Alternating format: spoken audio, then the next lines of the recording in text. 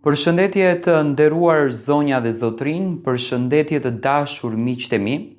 Ja ku po ritakojmë sërish me mua Tirona Lilin sot për të komentuar në fakt një ngjarje që ditë më parë na ka tronditur. Unë ju pata premtuar që do të sjell të rejat më të fundit rreth kësaj ngjarje, sepse në këndin e gazetarit jam munduar që gjithmonë të flas atë që në fakt duhet folur. Rasti me të miturën 12 vjeçaren që në fakt ka ndodhur në një fshat të Pogradecit na ka tronditur të gjithëve. Do të thënë një burr 67 vjeçar, një mik i asaj familjes, i quajtur me emrin Rushan Selko, ka lënë 7 zën këtë vajzë 12 vjeçare, vajzë e cila ka qenë në fakt e mikut të tij. Kanë qenë miq familjar, kanë jetuar në një hyrje, kanë patur raport jashtëzakonisht të mirë, por që ky raport në fakt rezultoi me një fatalitet, do ta them unë. Po çfarë ndodhi me Rushan Selkon dhe a është pikërisht Rushani njeriu që ka kryer këtë vepër makabër? Rushan Selko abuzoi seksualisht me fëmijën e tij të miturën në muajin gusht.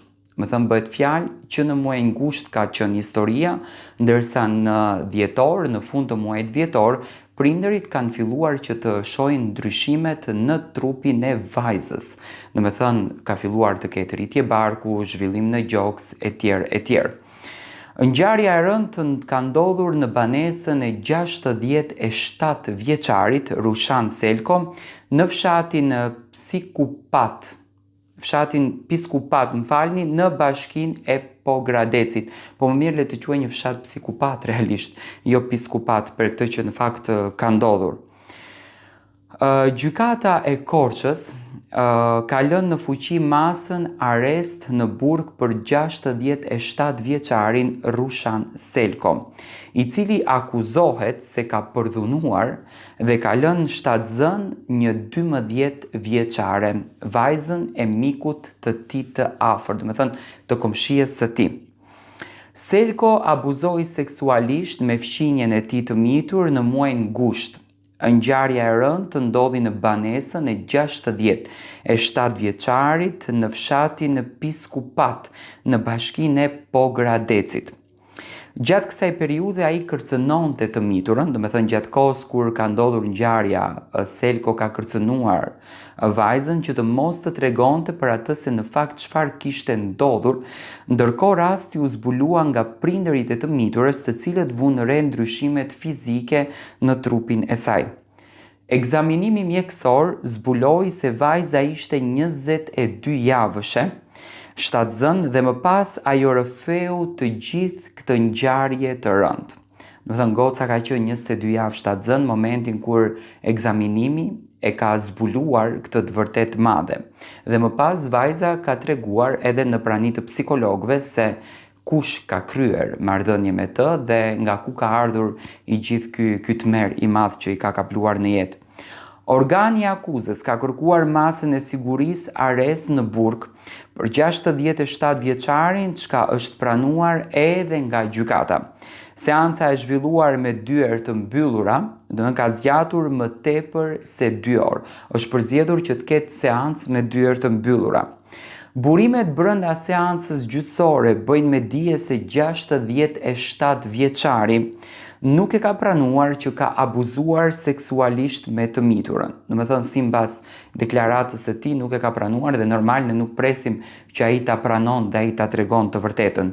Ndërkohë mësohet se vajzës i është marrë kampioni i fetusit për të kryer analizën e ADN-s, për të vërtetuar atësinë të fëmijës. Pritet që pas 2-3 javësh të dalë edhe përgjigja e analizës, e cila në fakt do të hedhë dritë mbi ngjarjen e rëndë.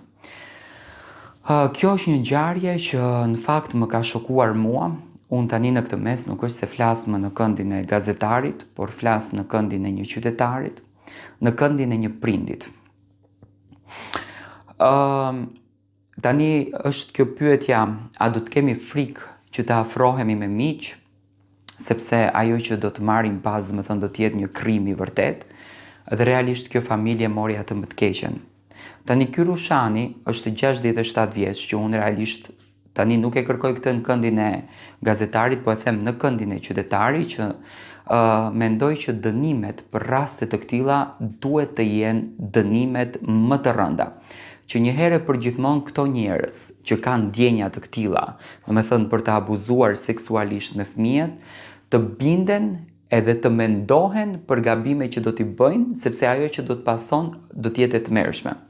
Por në këtë rast, duke mos u dhënë dënime të rënda, duke u anashkaluar këto ngjarje, siç anashkalohen shumë ngjarje të tjera në Shqipërinë tonë, në Maqedoninë tonë, në Kosovën tonë, me patjetër që do të hasim në histori të këtilla. Shumë ma kanë shkruar Tiranë nuk është nga qyteti, është nga fshati. Ç'rëndësi rëndësi ka kjo? Edhe në qytet ndodhin fenomene të këtilla, edhe në qytet njerëzit kalojnë drama të këtilla. Unë mendoj që duhet me patjetër shteti të jetë më i organizuar dhe kontrolli nga ana e prindërve. Domethënë nga kjo familje unë mësova që kanë patur një afrimitet jashtëzakonisht shumë të madh, saqë fëmia i zotërisë në fjalë, domethënë shkonte i mbaronte punët e Rushanit, sepse Rushani domethënë kishte një afrimitet jashtëzakonisht të afërt me këtë familje, në kuptimin që shkonte në shitore, blinte gjëra për familjen e Rushanit.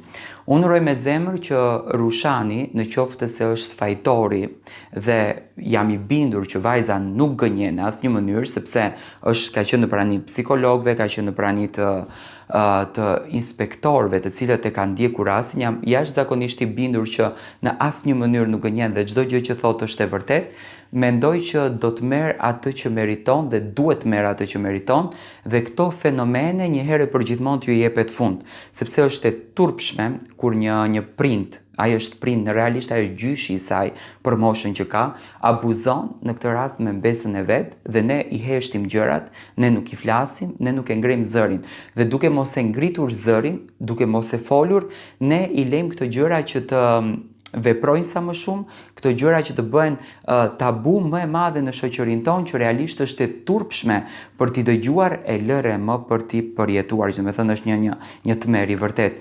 Unë uroj me zemër që e vërteta të del, uroj me zemër që ky person që e ka bërë këtë krim të merr dënimin e merituar, dhe një herë institucionet të binden për çdo gabim që bëjnë, sepse nga gabimet të këtilla, domethënë Shqipëria është duke shkuar në këtë stad që është, dhe realisht po dëgjojmë tmerre të mëdha çdo ditë.